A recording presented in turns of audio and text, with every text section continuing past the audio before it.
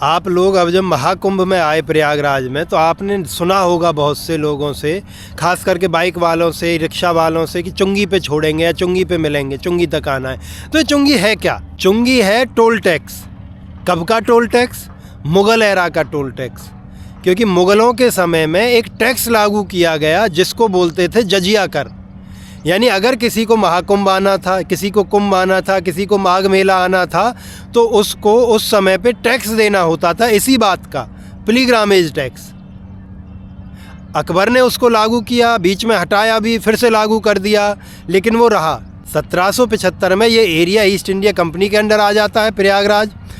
तो east India company यहाँ पे वो टैक्स लागू रखती है। और उस समय पे यानी 1808 में 1 रुपया दिया जाना था एक व्यक्ति के द्वारा, पिलग्रामेज टैक्स। उसको बाद में वो लगान भी बोलने लगे। उस समय पे एक व्यक्ति का 1 महीने का खर्च 1 रुपये से कम होता था। बाद में 1812 के आसपास तक वो 1.25 रुपया हो गया, फिर वो बढ़ता गया। 1810 के आसपास ब्रिटिश सिपाहियों की जो तनख्वाह थी महीने की, वो 3 रुपये से 5 रुपये के आसपास होती थी।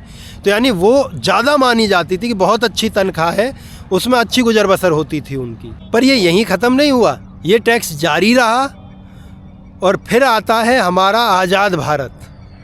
1954 में जब कुंभ लगा, तो एक टैक्स लगाया गया जिसको टर्मिनल टैक्स बोला, रेलवे टिकट्स के ऊपर।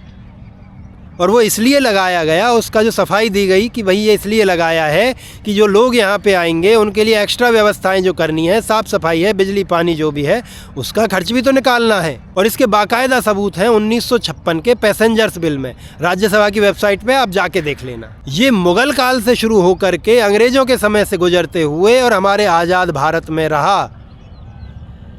अब आप इतने स्वतंत्र हो कि आपको कुंभ आने के लिए कोई टैक्स नहीं देना।